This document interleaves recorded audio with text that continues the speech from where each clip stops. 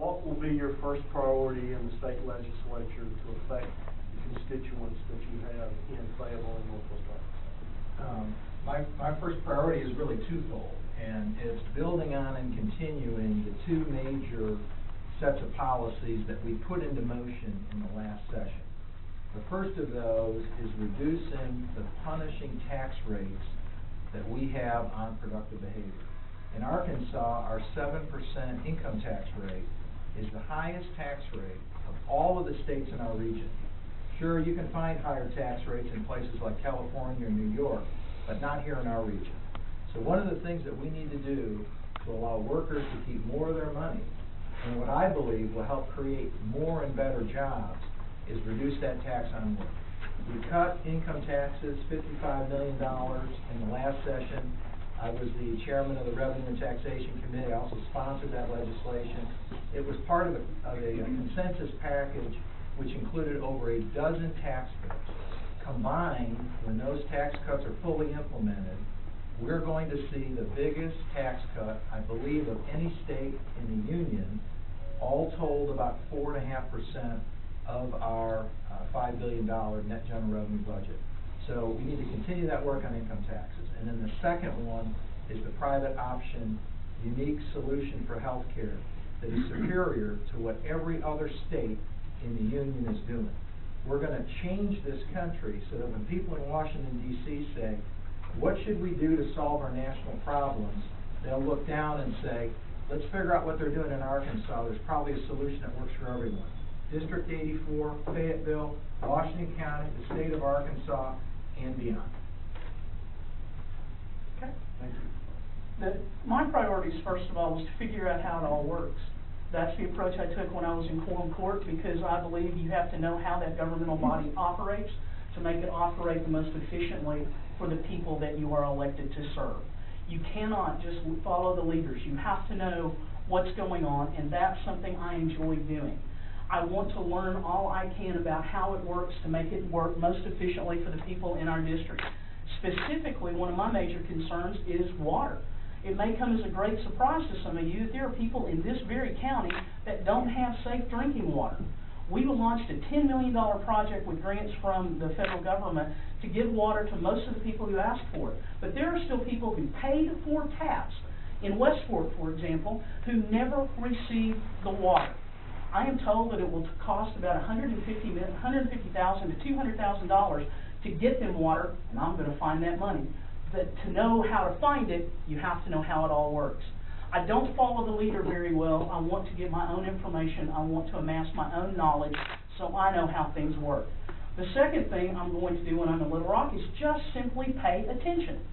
I had a very good friend who's in the legislature who voted. One of his votes absolutely shocked me. And we said, why? And he said, well, that was how we were told to vote. We were about to go home. We were on recess, so I just cast my vote, and I know it's a mistake, and I'm sorry. I hope to never say that to any constituent who sends me to Little Rock. I actually like to read bills. I actually like to understand how they work and make phone calls and ask people. I am the squeaky wheel, but usually I get answers. So paying attention, finding out how I can make it work for my constituents, that's what I want to do. Well, you have 30 seconds if you'd like to do that, or unless you'd like to comment. Well, first of all, I think it's wonderful. And then what I would submit is, in addition to those priorities that I mentioned before, reducing the tax on work and other productive activities, furthering the private option, and actually putting more personal responsibility into it, I think we need to think really hard about how we continue to improve education in Arkansas. One of the arenas we're working in that front, and have started to make some progress on, is expanding the amount of choice. Parents need to make the decisions. Parents are the right people that know what their kids need. Teachers, local principals, and administrators, those are the folks, as opposed to bureaucrats in Little Rock. Well, I'm all for the private option. We do not disagree on that, and I will vote to expand it. I'm not saying it's perfect, but it's easier to amend things once you get them passed. And I commend Charlie for voting for the private option. In terms of education and taxes, cutting taxes is a great thing to say, but ladies and gentlemen, for every action there's an equal and opposite reaction. You do not cut taxes without knowing the exact implications and effects that they will have down the line. all for it. If reserves are huge, that's an indication we should look at our taxes. I fully believe income tax should be reformed. It hadn't been since boulders were pebbles. But we need to be cautious and we need to be informed. Thank you. Any questions? Larry Ash, I was in this business. I have a non-political, non-partisan question. I make my living as a landlord, and one of the things I discovered was that I have no incentive to weatherize my rental property, notwithstanding the fact that doing that, I finally ended up doing it at my own expense, but the results were fantastic in terms of saving my tenants money. But a majority of our Kansans are tenants, and they live very often in leaky houses. Very uneasy for you to get to your question. So the question is, would you support some kind of state level initiative to incentivize weatherization of rental property, save tenants money? Absolutely. I think there are some programs out there, and this might be an issue of just information. I know that SWEPCO and Ozark Electric will both come into your home and give you a weatherization survey and tell you what you need to do. And I think there is money available from private sources, which would be the best way to get it done effectively. That's how I ended up spending $250 per house. Yeah, and that's, my Lord, that's great. And the savings are absolutely astronomical. If you can cut down your electric bill, your water bill, your gas bill, that's going to help all along the way. So yeah. The problem is, I don't have an incentive to do that. Landlords don't have an incentive to do that. Let them answer. So how do we create Well, let that? me give you the incentive then. You can bill your properties as weatherized, and that will cost your tenants lower, and they may want your house over another one where the electric bill is astronomical. So I think you do have incentive to make that, what you're doing, proactively available and give folks info. I would just say, I think those are great points. And then with regard to the number of potential options for tax reductions and tax incentives, the list is endless, and almost all of them are wonderful ideas. Again, as the tax chair, I probably have 50 good ideas for taxes that are too high in Arkansas, or behavior that we would like to get more of or less of, and which taxes ought we lower to make that happen. And what I would say to you is, I would say this to the same thing I told all the other representatives and senators that would come to me with all these ideas. If you get enough support to get that to be one of the things that we can afford in the package that's going to go forward, then I'm absolutely fine with it. But it's a priority thing, and there's lots and lots of priorities, and there's only so much money to work with.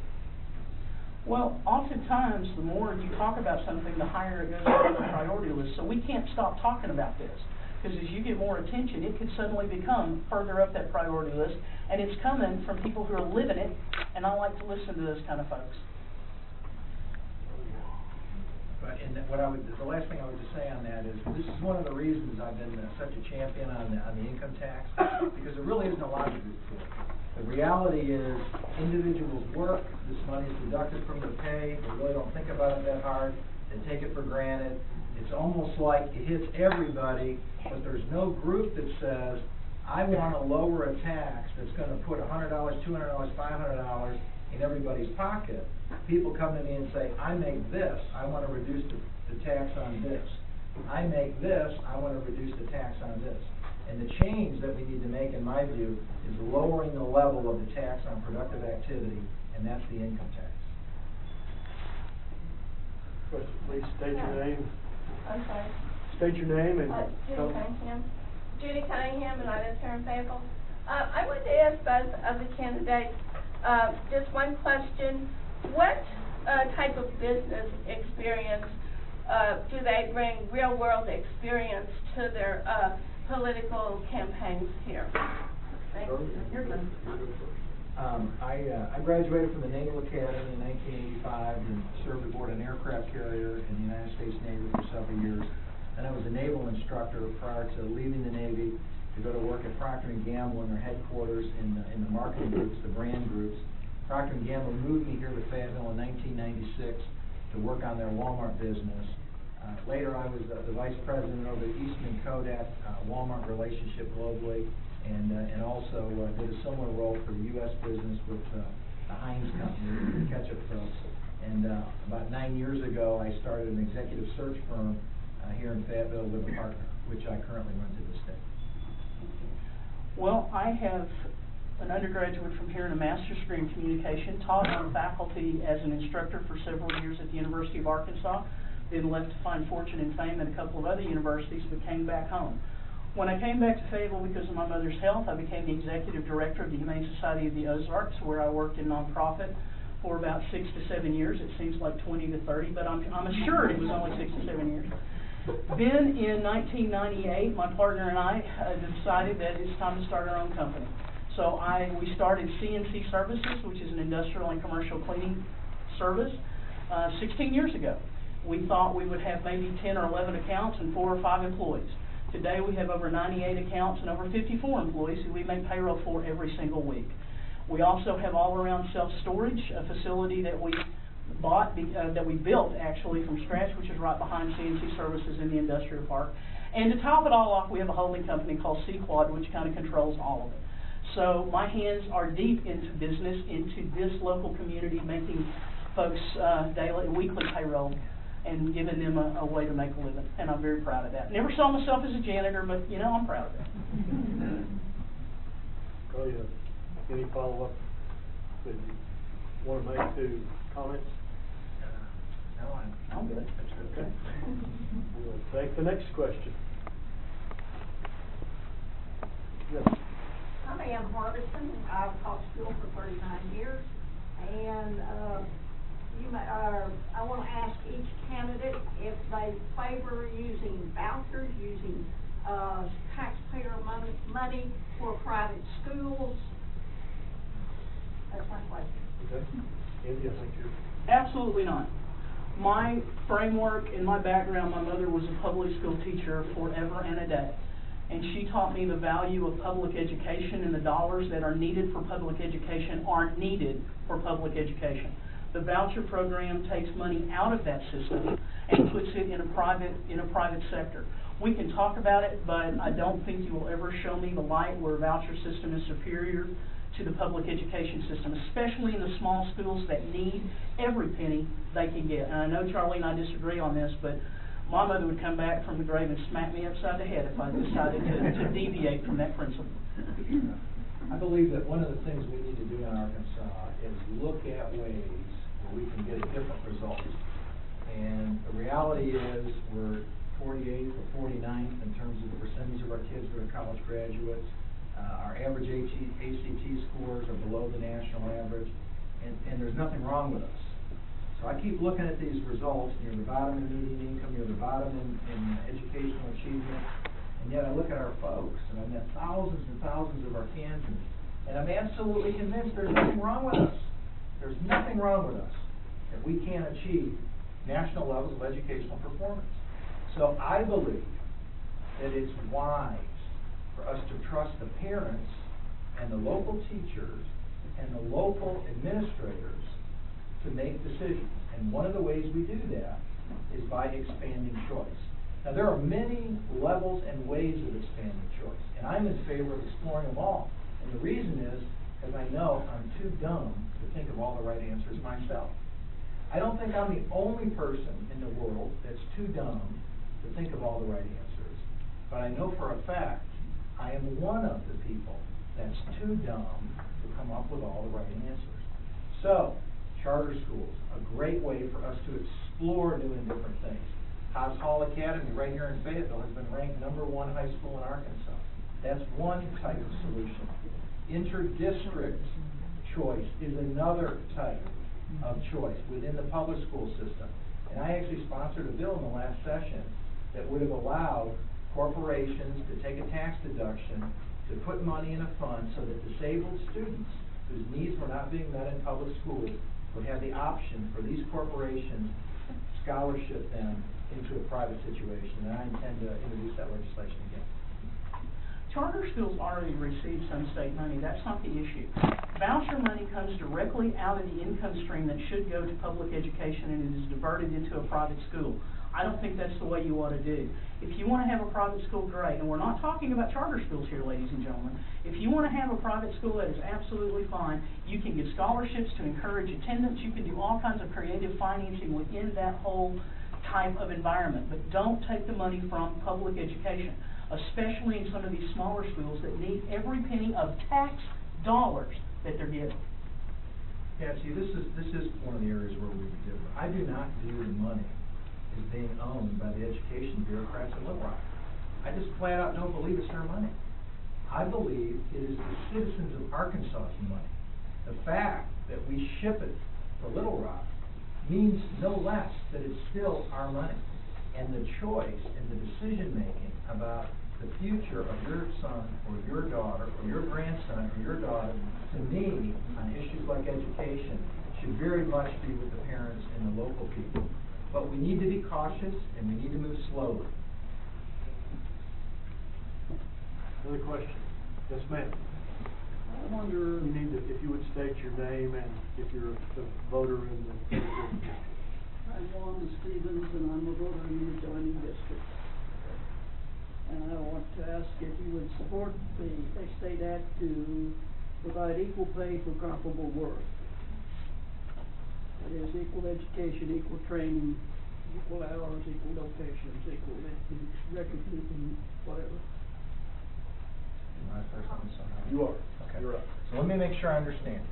So if we're talking about a truck driver who goes over the road 7 days a week and has been a truck driver for X, Y, Z amount of time, would I support that truck driver making the same wage if everything was what it is, and I have no idea whether that individual is a man or a woman? 100% I'm with you. If that's your question. I think it's a, that's my So, he hasn't used his 2 minutes yet. But that's your question. We're going to take 2 truck drivers. The truck drivers do the exact same thing. They both drive from here to California. They're gone 7 days a week. They're on the road 14 hours. Their accident records, I know we really couldn't find 2 people that are exactly matched up. But if you were to come back and say to me, the man is making half what the woman is, or the woman's making half what the man is, and they're doing that exact same job, I'd be like, that. There is something wrong. That is broken. We need to fix that. Yeah. Oh, I agree, and it's broken. That's the dirty little secret in the workforce. Right now, a woman makes approximately 77 cents to every dollar a male makes. That's even worse in the African American community and the Latino community of females. Why does that matter? Well, it's unfair, first of all, but also it has retirement implications, Social Security implications. A woman over the course of her work life can make approximately $146,000 less than her male equal counterparts. All right, when you're looking at Social Security, when you're looking at retirement, that matters. And it is a dirty little secret. Folks in Washington will not deal with it. They've dodged it several times. So I would welcome working on a state level to take care of that in Arkansas, because it's just not right. And it's 2014, for gosh sakes. That shouldn't be happening. Equal work for equal pay. Now, what I heard you say, though, was something different than what I said. Right? Okay. You didn't say 2 truck drivers that have been driving trucks for 40 years and they're both gone 7 nights a week and everything's the same, right? You used a broad stroke and said this group of people isn't have the same amount of money in the bank and all those other things. So they're 2 different animals. And if what you're saying is the result of all these truck drivers who do the exact same thing for 40 years and somehow one of them gets paid half of what the other one is, I'm willing to fix that. But what I'm not willing to do is to say my bank account is smaller than your bank account, therefore it must be because of fill in the blank. Okay. Didn't mention bank accounts, but I'm talking about equal pay, equal jobs, equal qualification, equal job, equal pay. Doesn't happen right now. Should. Oh, I didn't follow all the truck drivers. Equal jobs for equal amount of time. Right. I've never seen that comparison. I've always seen it, this job compared to some different job. It happens. What's that? Okay. We'll take another question. I'm Georgia Ross, I'm a voter in District 84, and I want to ask your position on pre-K for everybody, not just for a small portion. I'm all for it. I believe education holds the key to the future for everybody. Pre-K, and I figured out not long ago that, gee, I went through pre-K. Because I was in kindergarten when I was 4, my mother went to gleefully enroll me when I was 5, and they changed the darn birthday time. You had to be 5 before October 1st, and I was 5 October the 8th. So my mother, crying all the way, put me back in kindergarten. So I had pre-K, and I had kindergarten, and it worked. I could read by the time I was in the 1st grade. I knew my numbers. If you don't have the foundation by the 3rd grade, from pre-K to 3rd grade, we are learning to read. From the 4th grade on, we are reading to learn. Pre-K has been proven a success across the board. And for every $1 you invest in pre-K, you end up saving $7 along the line. Kids stay in school. They want to learn. The dropout rate is lower. I am a big fan of pre-K, and it is not available throughout this state.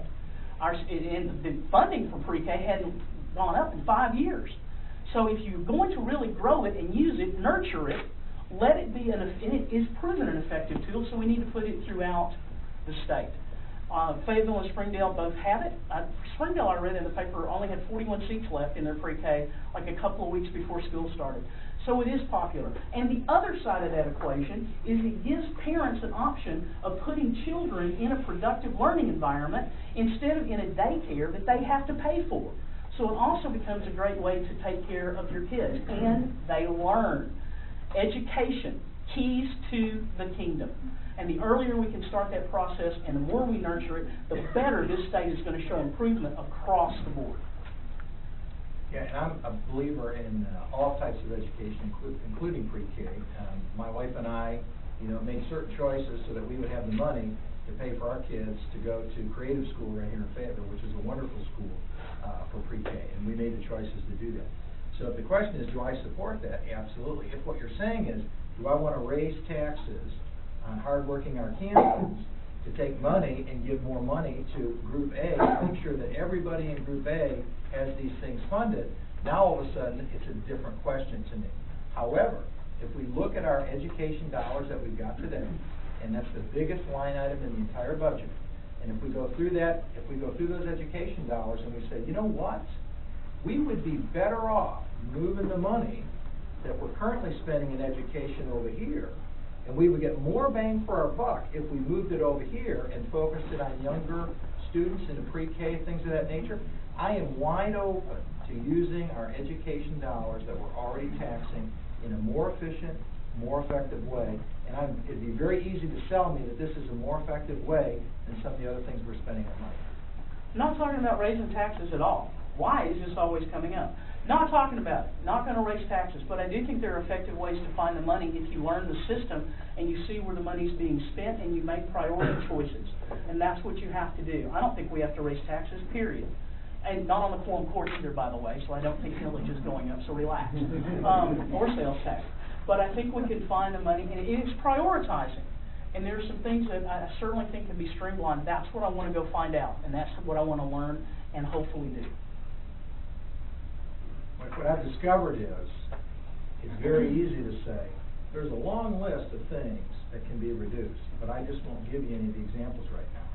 And it's just, when you get in the middle of it and you start ripping into it, there is somebody sitting on, this is the most essential dollar we ever spent, and so it's a lot easier for me to say there's lots of things to cut than it is to actually get alignment around it. It happens, we do it, and it's going to happen, and it may be that this is one of those areas where we cut over here and add over there, and I'm totally fine with that. Here's District 84. You may be wondering, talking about the college graduation rate. Now you're talking about preschool. Has there been any studies that either of you know correlating the states who have preschool for everyone and what the college graduation rates are? Is there a correlation, or have you looked at that? I have not seen any studies. It wouldn't surprise me if there was some correlation. It'd be good to settle that surprise. I'm not sure what other states have had it long enough to measure college graduation rates, but I know that there are studies out there that show that high school graduation rates go up and detention goes down. Crime within the adolescents go down because they stay in school. I know that's in several studies actually. Yes, ma'am. Hi, my name is Sarah Thompson. I do live in District 84. I know that this is a small group of people and that there are many people who will be looking for information about your priorities and what you plan to do to serve the people of this district. And so for 21st century learners and younger people, typically they go to information sources online, web pages, Facebook pages, and so forth. And so in looking at the two web pages and the Facebook pages, I got a lot of good information, but I did have one question that I wanted to ask Charlie Collins, please, Representative Collins, that I was a little bit puzzled looking at your web page when I realized that in the next last paragraph, it mentions that that you want the particular job of Lieutenant Governor, and also that you're bringing to the agenda the life of Lieutenant Governor. And I want to know, are we a priority in District 84 to you if your webpage has not been updated or edited in the 7 months that you've been running for this office? Yeah. You got me. Candy, you're actually supposed to be up on this Well, she question. asked Charlie. I know, questions are supposed to be to both candidates. No, I would just say you got me, that's good, and so what I'll do is I'll strike those sentences. It's helpful that you've shared that with me, and that's been brought up twice, so I'll share exactly what happened to Lieutenant Governor. I absolutely intended to run for Lieutenant Governor, and I think that the ideas that I'm bringing to help not only the people in this room, in East Fayetteville, in all of District 84, in all of Washington County, throughout the entire state and beyond, right, are the kinds of policies that I want to bring forward, right? And I think I can do that from the Lieutenant Governor chair and also from this chair as I've been doing. So what happened? What happened, right? What happened was a congressman resigned, and when the congressman resigned and said he's running for Lieutenant Governor, I looked at it and said, realistically, because I'm a pragmatist, realistically, somebody that represents 25 times as many people as I do is somebody that is going to be in a wonderful position to win that office. I believe Tim will do a wonderful job, and so given that information, which was new, I said I will run for re-election. So that's why I did what I did. It's like if the Dallas Cowboys wide receiver came back to play for, Rogers High School, he's going to have a lot better chance of being the starting wide receiver. It is what it is. Well, they may need the education, but I got in this race before Charlie changed his mind on running for Lieutenant Governor because of the needs of this district. I am not a politician. I'm the worst politician that's ever been put on this planet. I have no aspiration. I had no aspirations past Quorum Court, and I certainly don't want to go further than Little Rock. That's fine. And I can't imagine running a statewide campaign. It's wearing me out as it is. But I don't change my mind. Once I say I'm going to do something, I'm going to see it through to the end. I have people supporting me, I still do, and I'm going to try to do right by those folks. There are needs in this district that must be addressed and must be met first. Then we'll talk about the rest of the state. If you want to run for a state office, you are talking about statewide implications. I want to run for District 84, and I want to work with the people in this district to make it better here. And I don't change my mind. And matter of fact, people will tell you, I'll get lost going someplace, and I don't turn around. I just keep going. And I usually find where I'm headed, and I meet nice people along the way. That's me. Yeah, and I'm very different from that. I'm completely open-minded. And when I get new information, I process it. I also know on a lot of subjects, I'm dumb. And a lot of people know a lot more than I do. So while I have an idea and I begin pursuing it, if somebody brings me new information, better information, if the situation changes, if what I'm doing isn't working, I constantly adjust and improve. Now, you make commitments, like I made a commitment to my wife 29 years ago, and we have figured out how to make that